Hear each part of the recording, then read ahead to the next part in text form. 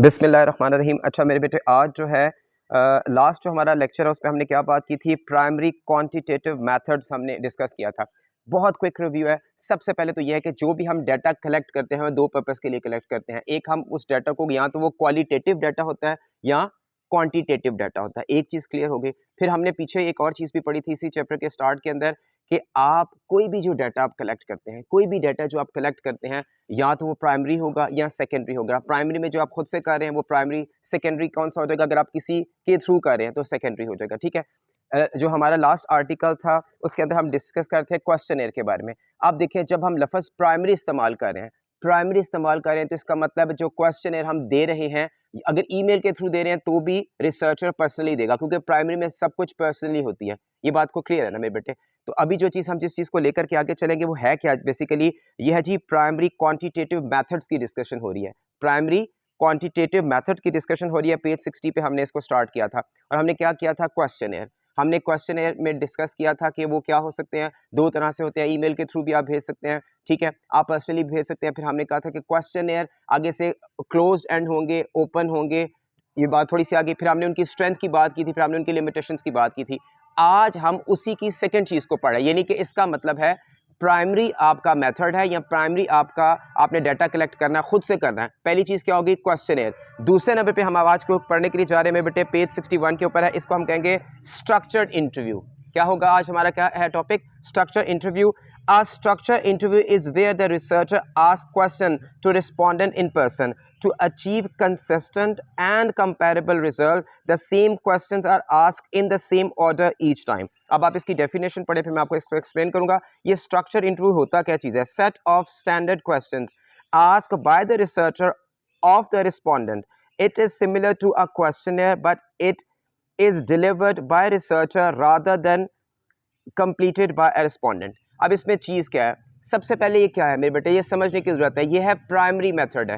Primary method में आप सब कुछ खुद से कर रहे हैं। इसका मतलब है स्ट्रक्चर्ड इंटरव्यू क्या होगा? अ सेट ऑफ क्वेश्चंस जो आप किसी बंदे को देंगे, उससे करेंगे और आप उसके बाद उससे कहेंगे अच्छा मुझे आप इस क्वेश्चन का जवाब दें।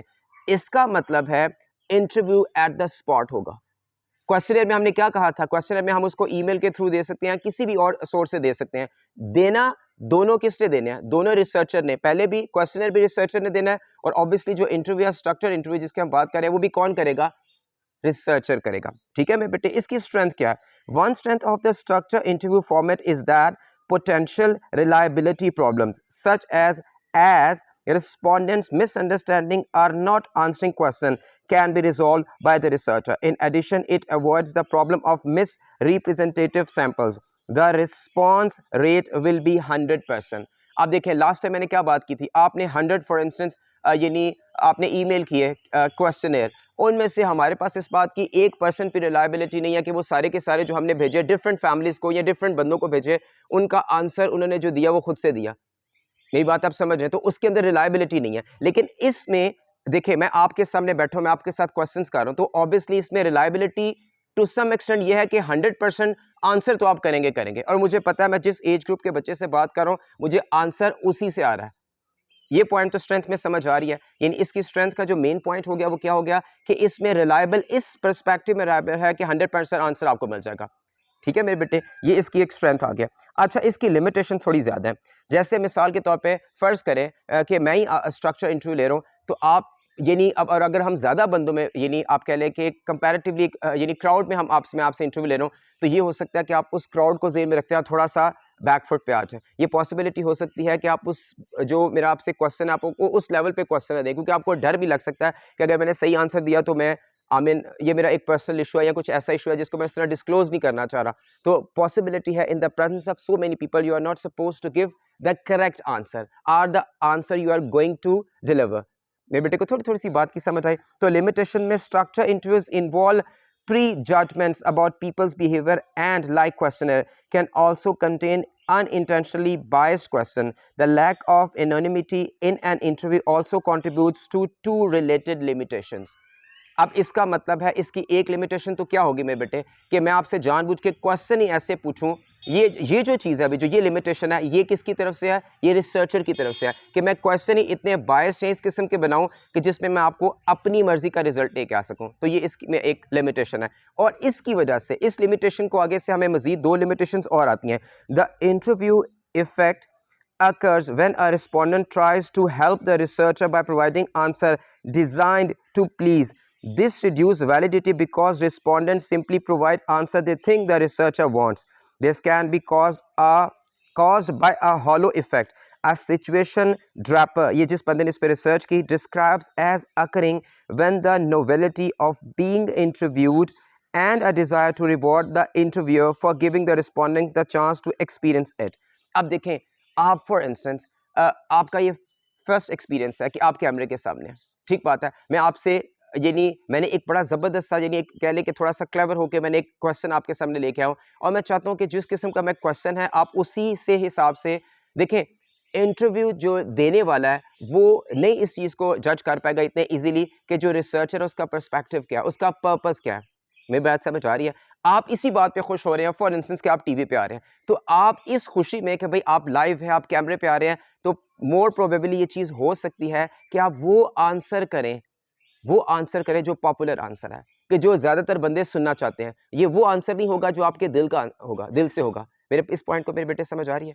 यानी कि इसका एक ये भी लिमिटेशन है ना, इस तरह तो फिर हम जो रिजल्ट लेके आना चाह रहे हैं हम वो रिजल्ट ही नहीं लेके आ पाएंगे। क्यों नहीं लेके आ पाएंगे? इसलिए कि हम क्या कर रहे हैं, देखिए रिसर्चर क्या कर रहा है, वो आपको एक अपॉर्चुनिटी दे रहा है कि आप टीवी पे आ रहे हैं और आप जो रिस्पोंडेंट है वो उसको यानी कहने का मकसद रिवॉर्ड किस सेंस में दे रहा है, वो कह रहा है कि जो आपने जिस किस्म का क्वेश्चन पूछा या आप जो चाह रहे हैं, ठीक है, फॉर इंस्टेंस गवर्नमेंट चेंज होनी चाहिए जी, गवर्नमेंट चेंज होनी चाहिए। आप क्या समझते हैं क्यों गवर्नमेंट चेंज होनी चाहिए? तो एक तो इसका पॉपुलर आंसर ये हो सकता है कि मेजॉरिटी ये चाहती है कि ऐसे हो जाए और एक आपका दिल का नहीं है थोड़ा टाइम और मिलना चाहिए ऐसे, तो आप कैमरे के सामने आके आप वो आंसर नहीं करेंगे कि जो आपका दिल कर रहा है, रादर देन आप कौन सा आंसर करेंगे, आप वो आंसर देंगे कि जो आप समझते हैं पॉपुलर है, ताकि आप भी वो चीज़ जो पॉपुलर है या जो चीज़ इन है, जो बिजनेस में है, जो प्रीमियम में है, आप भी उसका पार्ट बन जाए। मेरे बेटे को बात की समझ आई? आगे चलते हैं और दूसरे नंबर पे मेरे बेटे इसमें हम एक और चीज़ है, मेरे बेटे बोलो इसको भी देख लें। बिल्कुल, तो इससे रिलेटेड जितने भी फिर मेरे बेटे हमें आंसर आएंगे उनको हम कह सकते हैं कि to some extent they are unintentionally dishonest answers. ये जो आप आंसर कर रहे हैं आपको नहीं पता कि भाई आपके इस आंसर से आपको कोई बेनिफिट हो रहा है या नहीं हो रहा, लेकिन जो बायस्ड ने रिसर्चर ने जो एक पूरा एक सिनेरियो जनरेट किया है वो उसको हेल्प हो रही है आपके इस आंसर से, तो हम इसको कह सकते हैं कि क्या है, अनइंटेंशनली, क्योंकि आपकी इंटेंशन नहीं है। ये है जी dishonest answer. Conversely, prestige bias occur when a respondent give an answer designed to not make themselves look bad. Opinion polls, for example, sometimes show respondents saying that they would willingly pay more taxes if it helped to improve hospitals or care of elderly, but in reality they vote for political parties they promise to reduce taxes. अब देखिए इन्होंने कितनी ज़बरदस्त example दी है। For instance आप जो है आप एक पार्टी को सपोर्ट कर रहे हैं, अब आपका लाइव एक सेशन है, आपसे क्वेश्चन पूछा था, आप बताएं जी कि आप समझते हैं कि टैक्सेस को बढ़ाना चाहिए, ठीक बात है, तो आप कैमरा के सामने तो कहेंगे ऑब्वियसली ये देखें जी हाँ टैक्सेस को बढ़ाना चाहिए, इसलिए बढ़ाना चाहिए कि इससे मजीद हॉस्पिटल्स बने, जो केयर सेंटर्स हैं उनके ऊपर काम हो, उनको यानी मजीद उनको उनका यानी उनके अंदर टेक्नोलॉजी को इंट्रोड्यूस करवाया जाए। तो ये वो बातें हैं कि जो हम जैसे हम कहते हैं जी हमें आपस सिस्टम से मोहब्बत है, यानी जो आपस सिस्टम के चीज़ हमें नाप तोल में बेईमानी नहीं करनी चाहिए, हमने ये काम भी गलत नहीं करना, ये भी नहीं करना। हम कैमरे के सामने क्या पिक्चर दे रहे हैं कि जैसे हम भी बहुत ज़बरदस्त और हम दीन के मुताबिक हर चीज़ को करना चाहते हैं, लेकिन प्रैक्टिकली तौर पे वो कर नहीं रहे होते। तो इसका मतलब है कि जो आपका ये जो इंटरव्यू है मेरे बेटे, स्ट्रक्चर इंटरव्यू है, इसमें जो लिमिटेशन है उस पे ये चीज़ आ सकती है कि जो रिसर्चर है आप उसको खुश करने के लिए या जो आपकी ऑडियंस है या क्राउड जो आपको ऑब्जर्व कर रहा है, आप उसको खुश करने के लिए वो आंसर करेंगे जिस पे प्रैक्टिकली तौर पे आप खुद भी अमल नहीं करते। द रिसर्चर इफेक्ट, अब देखें ये पहले मेरे बेटे को समझ आ गया, दूसरी लिमिटेशन अभी से related. The researcher effect refers to how the relationship between the researcher and respondent may bias responses.